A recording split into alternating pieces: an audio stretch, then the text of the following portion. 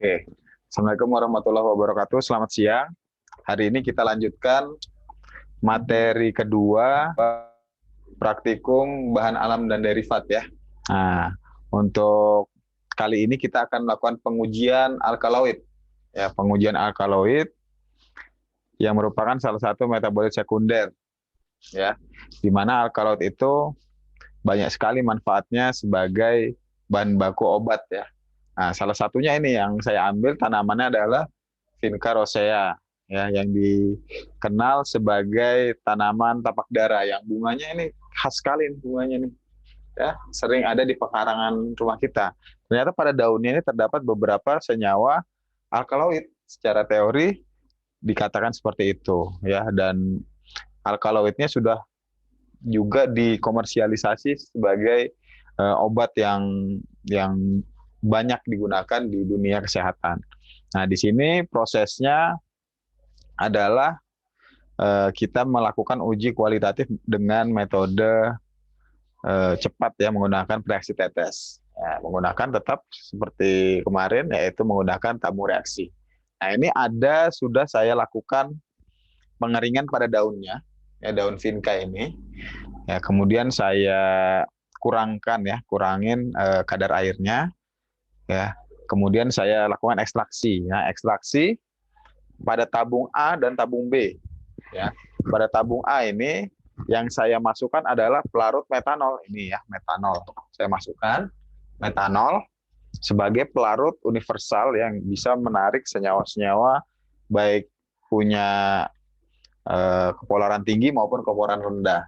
Kemudian setelah saya masukkan tanamannya, saya masukkan metanol, baru saya berikan perbedaan ya antara tabung A dan tabung B. Ya, tabung A dan tabung B ini menggunakan bantuan larutan asam lemah dan larutan basa lemah ya.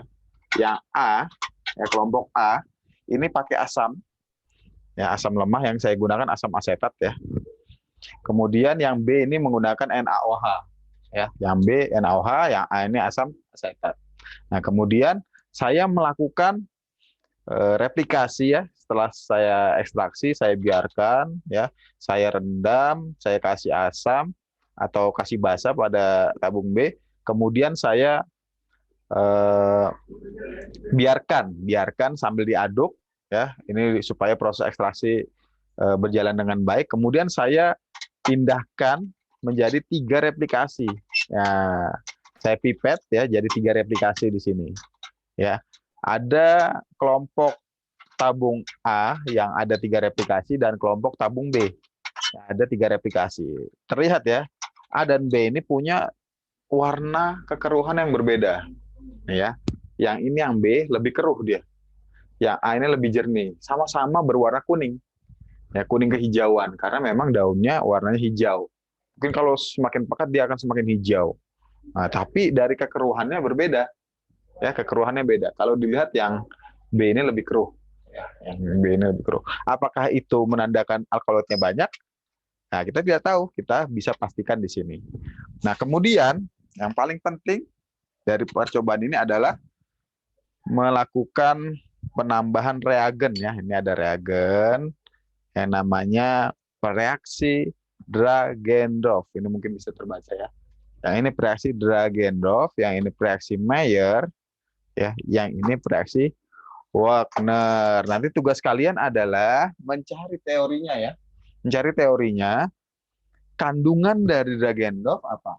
Kandungan dari reaksi Mayer apa?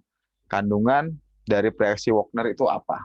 Nah, kemudian nanti ditelusuri juga bagaimana senyawa alkaloid itu bisa bereaksi sama ketiga pelarut ini dan hasilnya. Nanti kita buktikan hasilnya seperti apa. Nah, pertama-tama kita coba pakai Dagendorf untuk ketiga, untuk 2 sampel ini ya, 2 sampel yang berbeda ini. Ya, untuk Dagendorf kita coba. Nah, kita lihat warna larutannya apa sih? Warna larutannya ini. Ya, ini kita bisa cek di sini ya. Nah, ya, warnanya wah kayak betadin. Ya, ya merah kehitaman ini. Nah, warnanya kayak Betadin ini kalau dilihat secara dekat ini seperti obat betadin ya. Kita kasih di tabung A. Nah, baru kita kasih di tabung B yang replikasi pertama.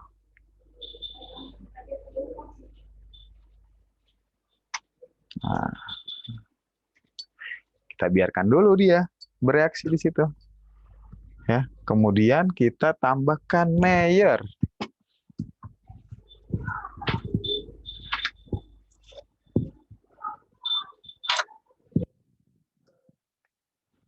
Nah, nanti ya kita akan bahas kenapa dalam pengujian alkaloid ini harus menggunakan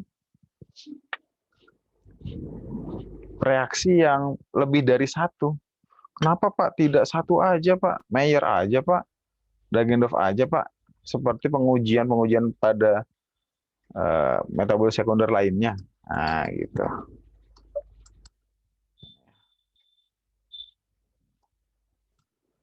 Oke.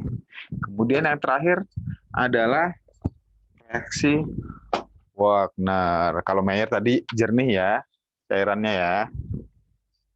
Nah, yang ini Wagner. Nah, ini warnanya kuning kecoklatan. Kuning merah kecoklatan gitu ya. Kalau mungkin di kamera, di video mungkin orange ya. Seperti itu. Boleh juga orange. Orange muda gitu ya. Kita masukkan di sini. Nah, masukkan di sini. Tambahkan lagi.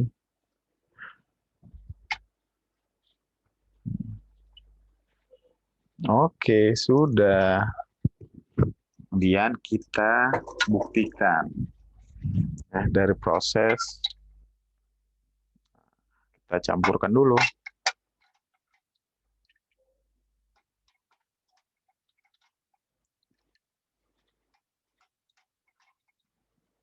Wah, ini nih. Wah.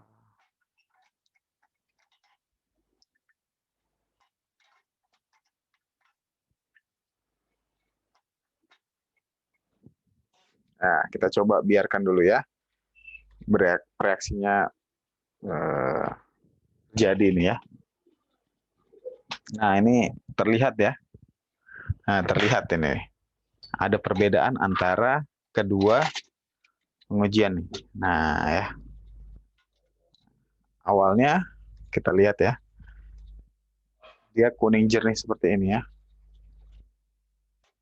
Satunya dia kuning butek. Kuning butek.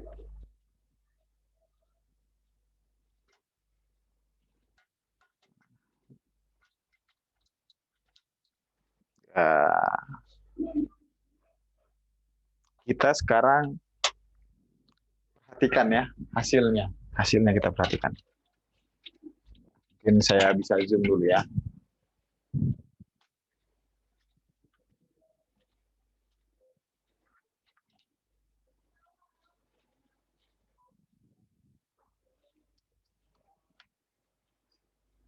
Nah, lebih jelas ya. Nah, ya kan? Terlihat terjadi perubahan warna. Ya. Kemudian ini terjadi perubahan warna. Kita bandingkan antara A dengan yang B. Jadi nanti di poin 5 pada post-testnya nanti akan kita bisa bahas kenapa yang satunya itu positif, yang satunya itu negatif. Ya, begitu ya. Kita lihat ini. Ini sama-sama yang diberikan pereaksi Dagendorf ya. Nah, terdapat perubahan warna menjadi merah bata. Nah, ini positifnya merah bata ya. Untuk alkaloid itu positif merah bata. Ya, merah bata. Ya, warnanya merah bata. Nah, ternyata lama-kelamaan ini nanti akan mengendap. Nah, jadi endapan ini, endapan merah bata. Lama-lama ini akan mengendap warna ini karena itu merupakan ion logam ya. Nah, ini akan mengendap. Nah, tapi ini belum terjadi pengendapan ya. Tadi sebelum saya kocok tadi kan ada ya pengendapannya di bawah. Saya aduk sehingga terjadi pencampuran kembali gitu. Nah, kelihatan ya bedanya. Ya, bedanya. Yang ini positif alkaloid dengan ditandakan dengan terbentuknya endapan atau perubahan warna ke merah bata. Merah bata. Sedangkan ini enggak ya. Seperti itu. Kemudian yang kedua, menggunakan tadi Dagendorf ya, yang ini adalah reaksi Mayer. Nah, yang ini putih warnanya nih. Ada apa? Kayak kabut-kabut di bagian bawahnya putih ya.